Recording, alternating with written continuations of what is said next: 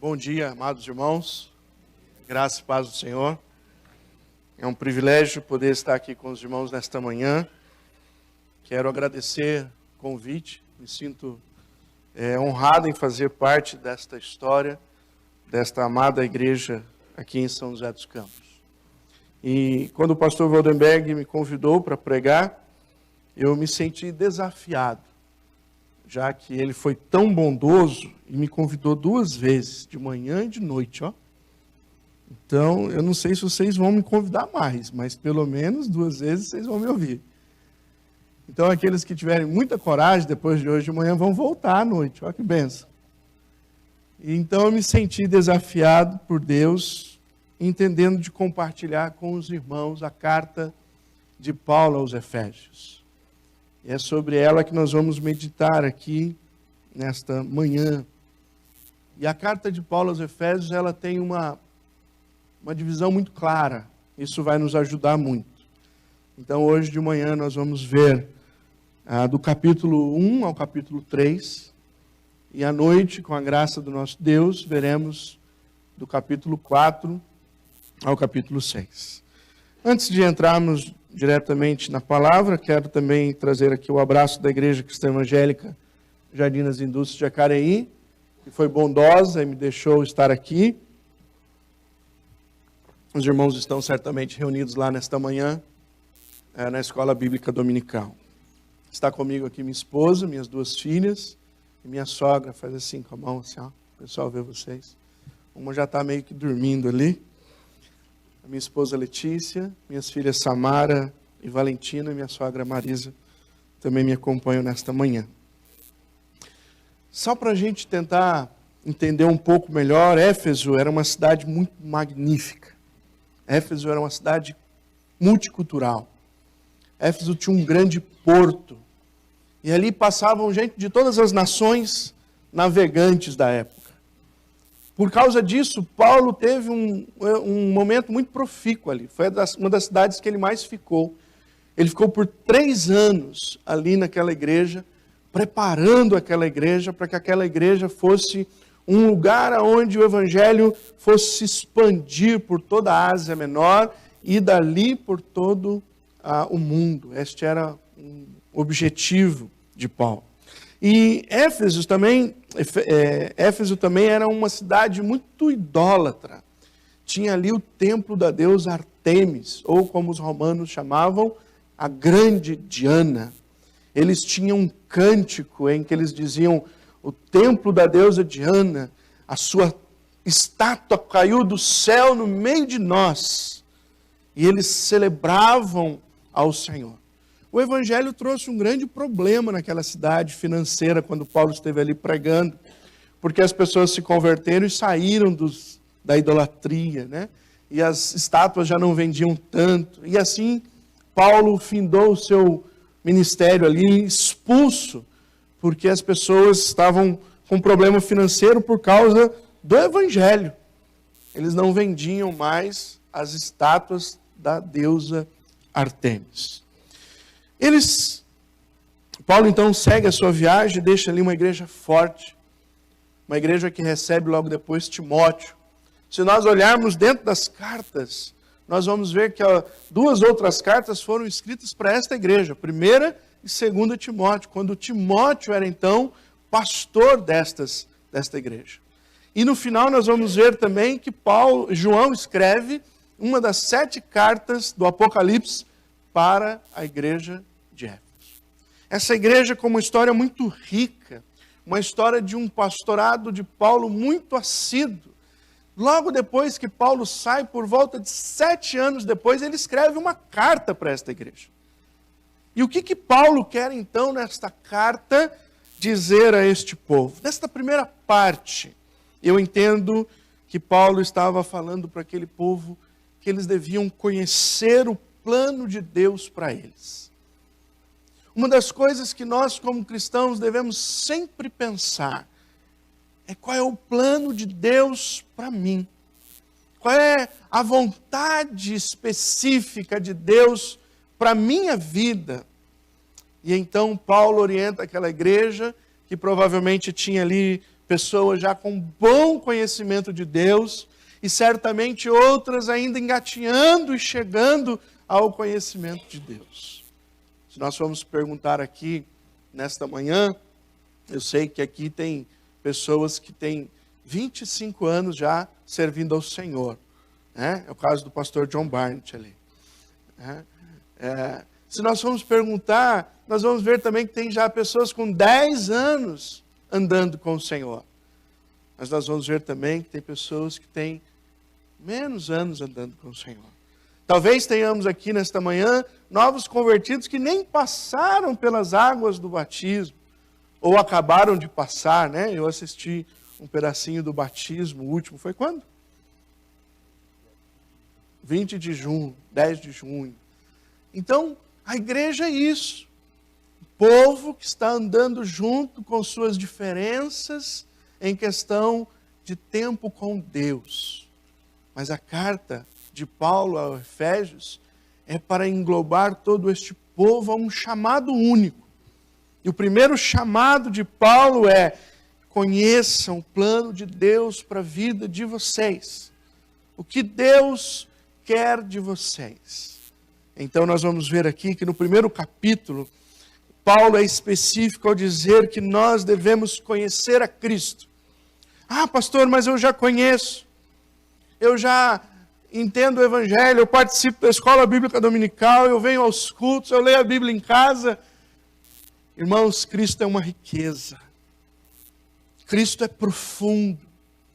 E o propósito de Deus para cada um de nós, cristãos, sejam novos convertidos, até aqueles que já estão andando com o Senhor há décadas, é que ainda há o que se conhecer de Jesus. Ainda há o que se estudar em Jesus, ainda há o que se glorificar, entender e adorar Jesus. Porque Cristo é profundo. Paulo começa então sua carta dando ênfase a Jesus e a redenção que temos nele.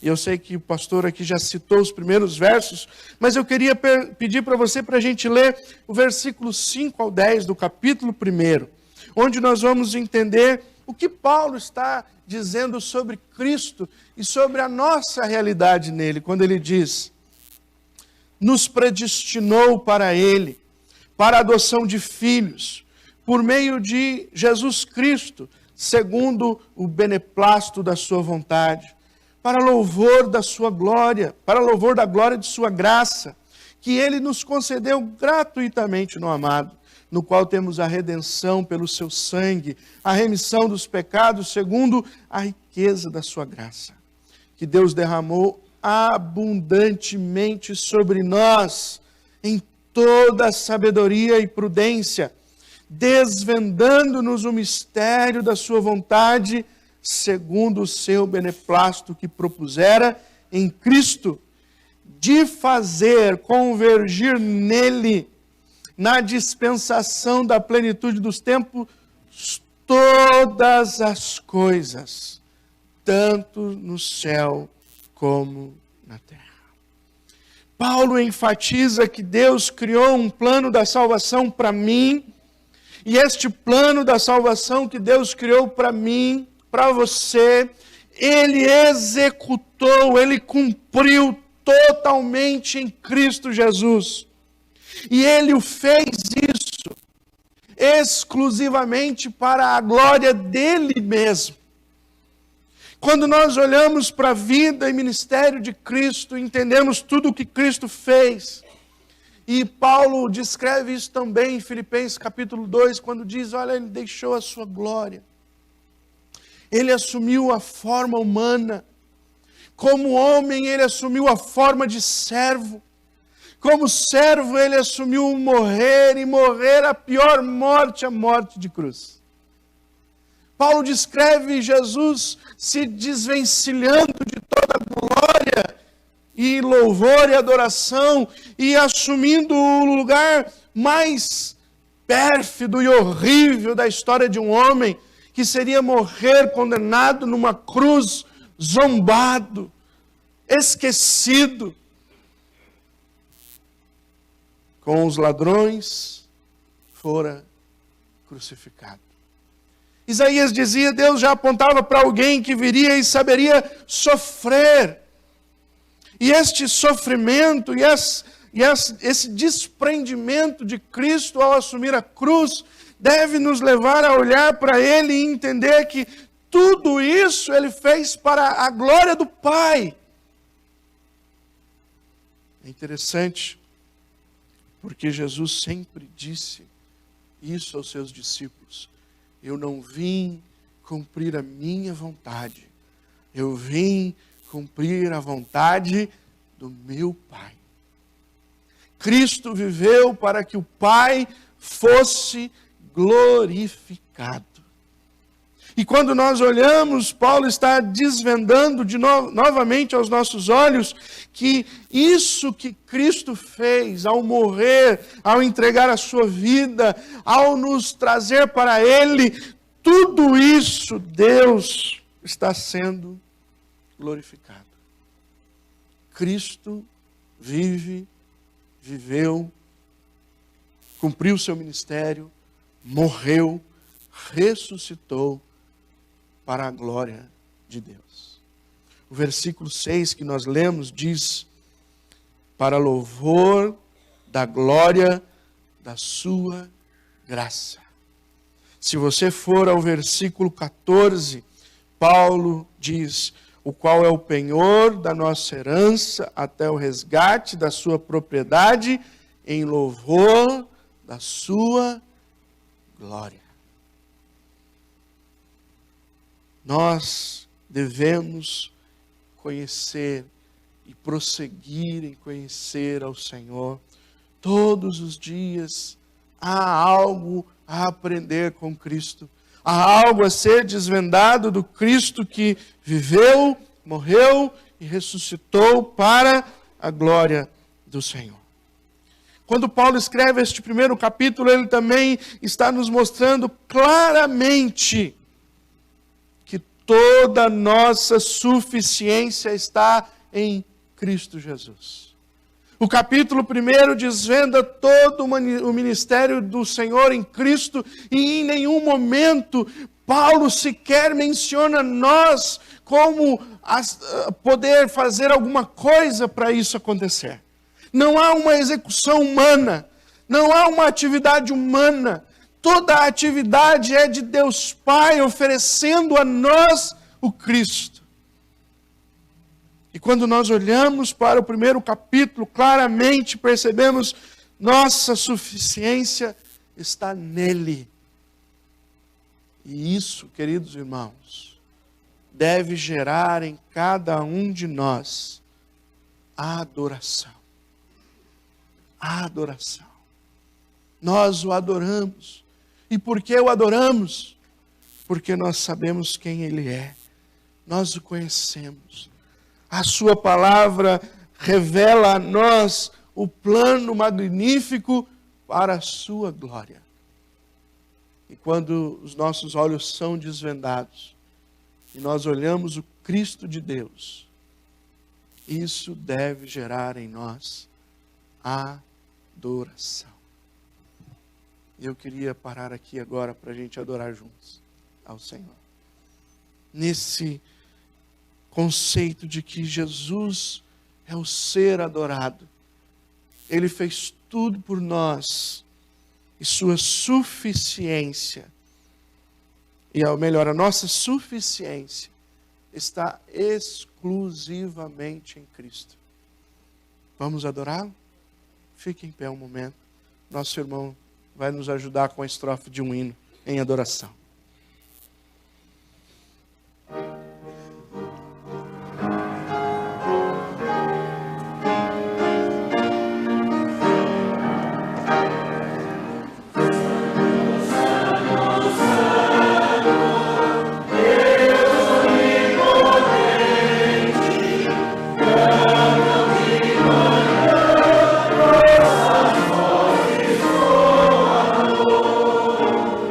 Santo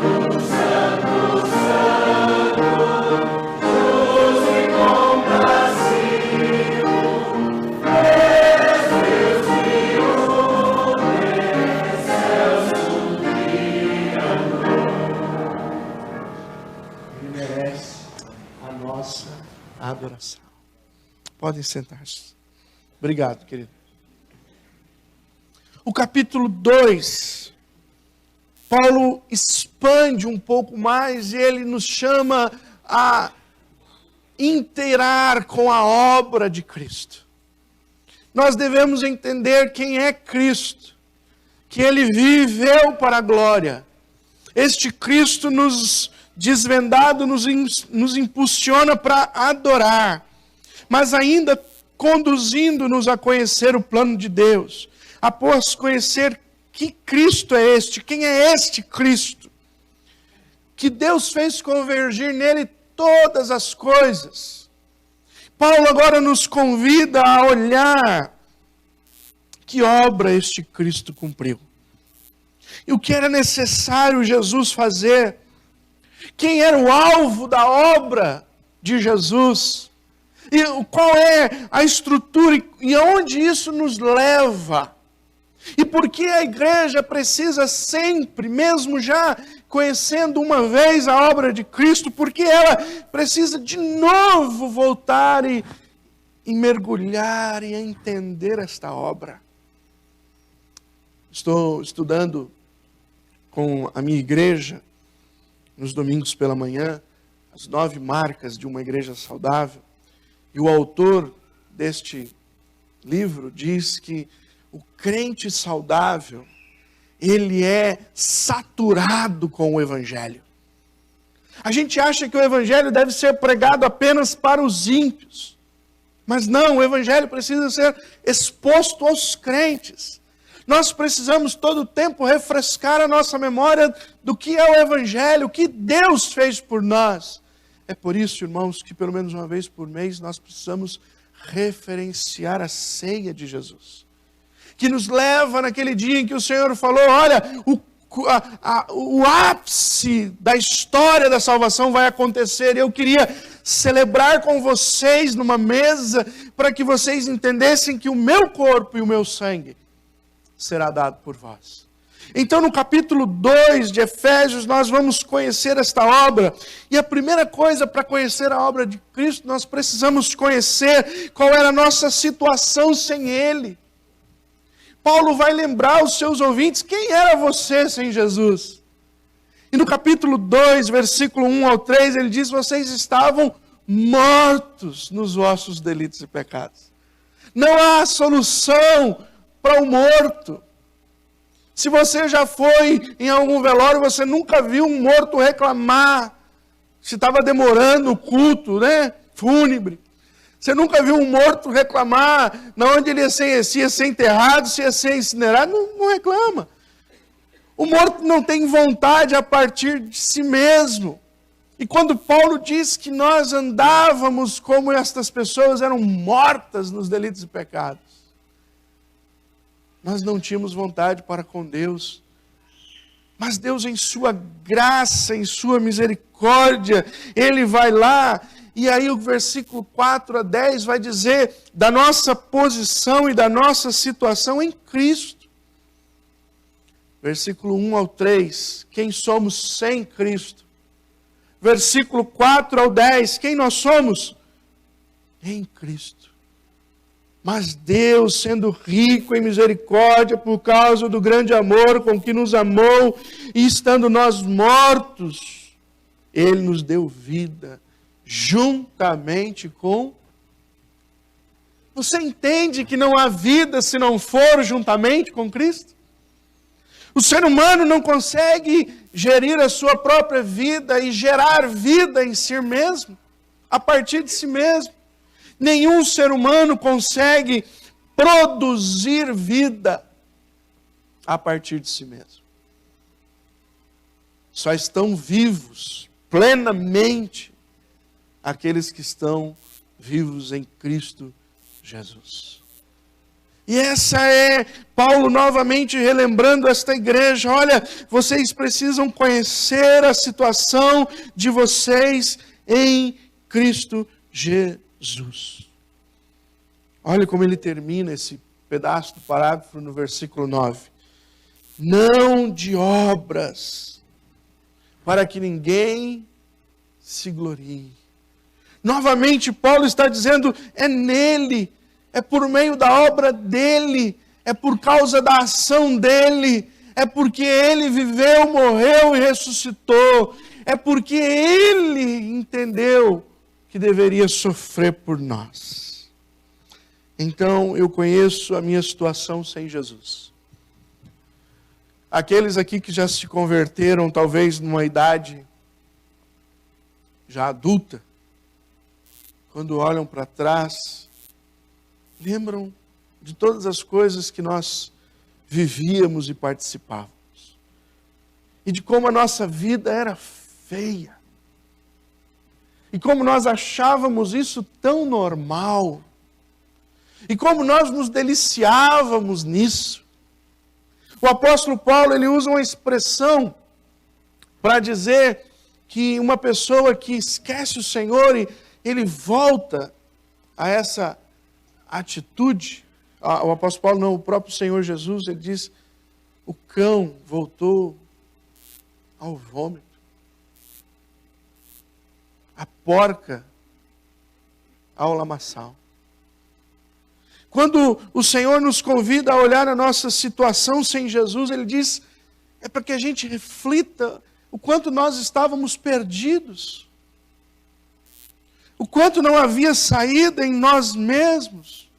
E agora nós precisamos olhar para a nossa situação em Cristo e entender o que Deus fez em nós. E então Paulo começa a explicar como se dá isso no versículo 11 até o versículo 22. Qual é a obra de Jesus? A obra de Jesus, irmãos, é a obra da reconciliação. Ele de dois povos fez um só. Dos judeus e dos gentios, ele quebrou a barreira de inimizade entre esses dois povos e destes dois povos para com Deus.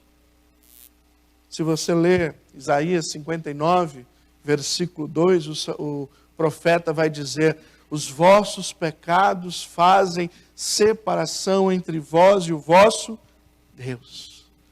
Não havia uma solução humana, mas havia uma solução divina. E a solução cumpriu-se na obra de nosso Senhor e Salvador Jesus Cristo.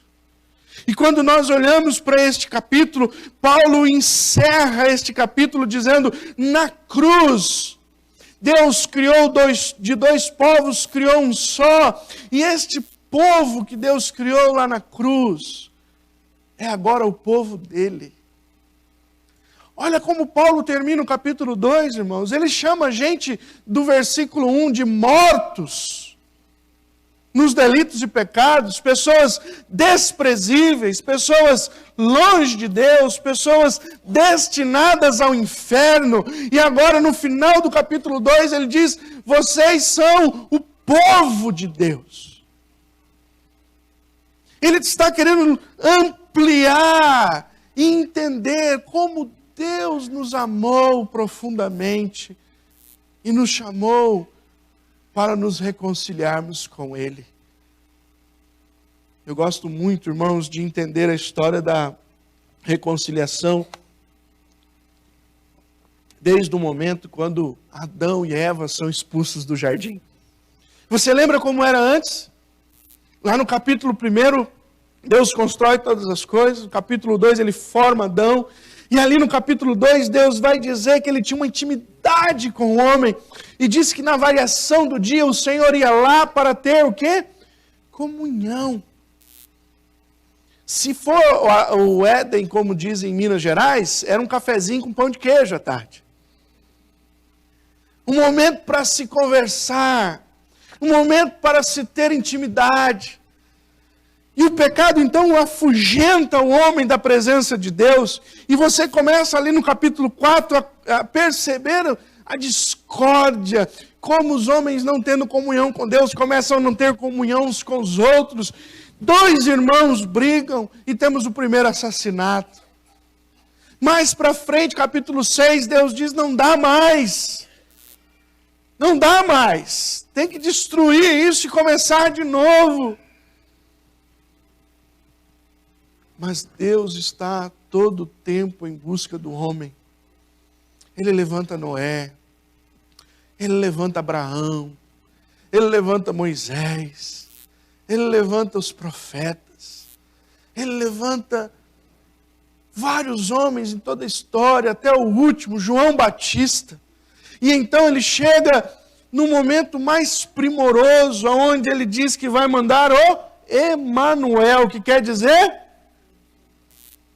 eu não vou mandar mais ninguém, eu vou pisar aí de novo. E Deus nos ama tanto, que o ministério da reconciliação agora ele diz, eu não vou só pisar aí, o Espírito de Deus que está entre vós agora estará em vós. O ministério da reconciliação vai ao cume. Há um momento tão grandioso em que Deus diz, eu amo tanto, que eu vou chamar um povo e eu vou morar neles. E é uma nova história. E Efésios nos convida a olhar para esta obra grandiosa. E quando nós percebemos claramente que Paulo está evidenciando isso, a única resposta que deve existir em nós é nós precisamos de Cristo. Nós precisamos de Cristo. Não há outra saída. E quando nós vemos que Cristo veio e cumpriu toda a sua obra, irmãos, isso tem que gerar em nós gratidão. Nós precisamos agradecer a Deus por nosso Senhor Jesus Cristo. Nós precisamos tomar a ceia com um coração grato, com adoração e glorificação a Deus por tão maravilhoso plano e obra de redenção do Senhor.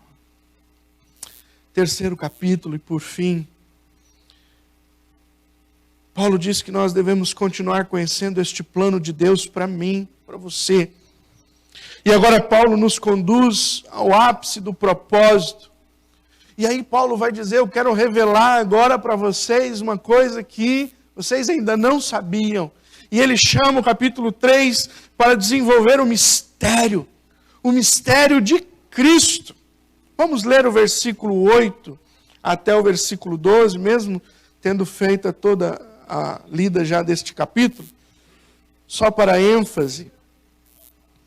A mim, o menor de todos os santos, me foi dada esta graça de pregar aos gentios o evangelho das insondáveis riquezas de Cristo e manifestar qual seja a dispensação do mistério, desde os séculos ocultos em Deus, que criou todas as coisas, para que pela graça, a multiforme sabedoria de Deus se torne conhecida agora dos principados e potestades nos lugares celestiais. Aí ele vai dizer que esta graça, no versículo 10, é para que pela igreja. O grande mistério está agora definido. O mistério é Jesus e a sua igreja. O plano de Deus para mim se desvenda agora totalmente. O plano de Deus para mim agora já não é mais um mistério. Qual é o grande projeto de Deus no capítulo 1 ao capítulo 3? Ele nos tirou do lamaçal de pecado e me levou a fazer parte do seu povo. No versículo, então, 1 ao 13 do capítulo 3, ele revela ao mundo a sua igreja, o seu verdadeiro povo. Quem é o povo de Deus? O povo de Deus é aquele a quem todos são servos compromissados com o nosso Senhor Jesus Cristo. O povo de Deus é aquele que conhece Jesus, conhece a obra de Jesus e, por fim, se rende a Jesus Cristo.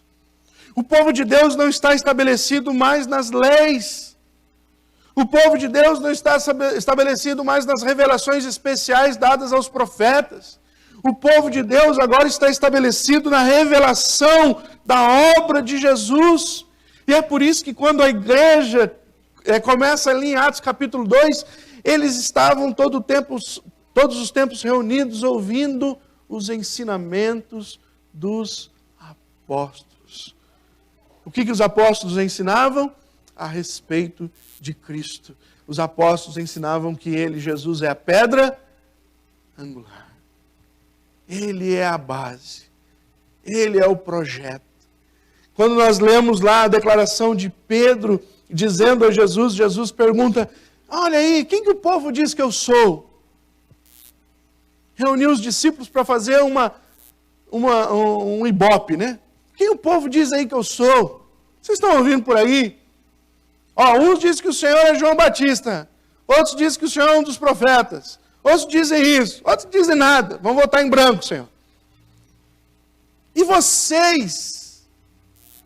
Quem eu sou para vocês? Então Pedro toma a frente, dá uma ajeitada no paletó e diz, tu és o Cristo, o Filho do Deus vivo. Jesus olha para ele e diz, tu és Pedro, sobre esta pedra edificarei a minha igreja, o meu povo. E aí alguns interpretam este texto dizendo, aí, Pedro é a pedra. Porque o Pedro vai resolver isso para nós na sua primeira carta, quando ele escreve dizendo, a pedra é Cristo. Jesus fundou a igreja na palavra, na revelação de Pedro, que nem dele foi. Quando Pedro começou a se sentir um pouco animado com o que ele falou, Jesus olhou para ele e disse assim, não foi carne e sangue que te revelou isso. Essa revelação que você tem aí foi o Pai que deu a você. É isso que eu sou. Eu vim para que o povo saiba que é isto que eu sou. E eu estou fundando a igreja, porque a igreja é o grande propósito de Deus. Tirarem os homens dos lugares de morte e levarem a uni-los ao Senhor Jesus Cristo e dar a nós a graça de sermos o seu próprio corpo. Capítulo 1, versículo... do capítulo 1, versículo 1 até o capítulo 3, no versículo 21... Paulo está dizendo deste grande mistério de Deus em nos reconstruir em Jesus, em nos dar a graça de estarmos nele e termos uma posição de destaque, não por nós, mas é porque nós estamos nele. E porque nós estamos nele, nós estamos maravilhados. Paulo termina o capítulo 3 fazendo uma coisa interessante. Do versículo 14 até o versículo 21, ele ora pela igreja. Ele ora para que aquele povo que agora está novamente relembrando o que é conhecer a Cristo, o que é conhecer a obra de Cristo, o que é agora saber o mistério de Cristo. Paulo então termina orando para este povo, para que sejais fortalecidos, para que vocês conheçam o poder de Deus, para que Cristo habite ricamente no vosso coração, para que pela fé vocês sejam arraigados e alicerçados em amor. Paulo agora termina dizendo, vocês entendem quem vocês são? Eu oro por vocês, para que todas estas coisas que estão em Cristo estejam claramente na vida de cada um de vocês. Este é o grande propósito em conhecermos ao Senhor Jesus. Percebemos claramente que Paulo aqui está evidenciando, devemos tudo a Cristo. Devemos tudo a Cristo. E isso deve gerar em nós rendição. Alguém que reconhece que não pode estar longe de Jesus. Eu estou rendido e maravilhado com o projeto de Deus para a minha vida. quero terminar então nos convidando nesta manhã a refletir sobre algumas coisas. Você conhece Cristo? Se você conhece a Cristo, você é um adorador.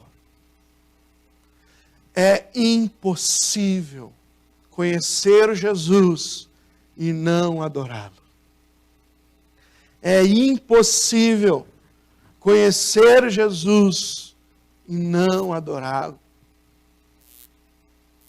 Segunda coisa, você conhece a obra de Cristo? Você entendeu o que Ele fez por você? Você aqui nesta manhã sabe ou sabia que precisa dEle? Se você conhece, então você é alguém que é grato. É alguém que olha para a cruz e diz: obrigado, Senhor. É impossível olhar para a cruz e não agradecer por sua morte em nosso lugar. É impossível sentar à mesa e não agradecer pelo seu tão grande sacrifício.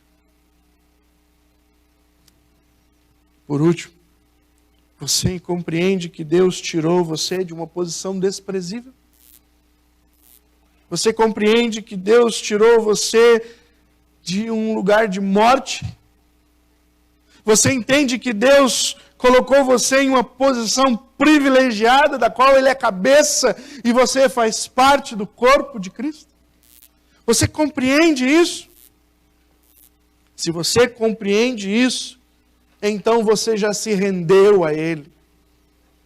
E quando nós nos rendemos a Cristo, nós dizemos, como Paulo diz: agora não vivo eu mais, mas Cristo vive em mim. E o viver que agora vivo, vivo de que jeito? Pela fé. Em quem? O Filho de Deus. Nele. Porque a obra é dele. Tudo foi por meio dele. A glória é dele. E nós somos agraciados com o fruto. Se você já se rendeu a Jesus, você está maravilhado com a obra dele por sua vida. Caso você, nesta manhã, esteja aqui e não conhecia quem Ele era, não conhecia a sua obra, não fazia ideia do mistério de Cristo que é a igreja, tenho um convite especial para você.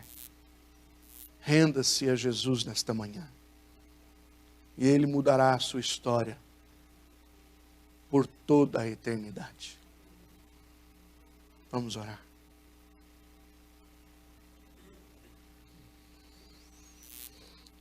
O Senhor é bom, o Senhor é maravilhoso. Quando olhamos para a Tua palavra, identificamos que graça maravilhosa do Senhor. Que maravilha de plano, da qual eu sou um espectador e somente respondo em fé. Muito obrigado, Senhor. O Senhor me tirou do lugar de morte e nos deu uma posição tão privilegiada. Mas eu preciso conhecer ainda mais o Senhor. Essa obra do Senhor precisa estar todos os dias diante dos meus olhos e o meu coração rendido diante da Tua presença. Então, ó Deus, a minha oração é por mim, por esta igreja nesta manhã, Teu povo, e por aqueles que ainda não Te conhecem, que o Senhor dê a eles a graça de se renderem nesta manhã ao Senhor, tendo o Senhor como único e suficiente Salvador. Porque a obra é Tua, o louvor e a glória também são Teus. Te bendizemos, em nome de Jesus. Amém. Muito obrigado, meus irmãos, pela paciência. Muito obrigado pela oportunidade. E se houver um pouquinho mais de paciência à noite, com a graça de Deus, eu estou aqui novamente com os irmãos. Obrigado, pastor Vandermeer.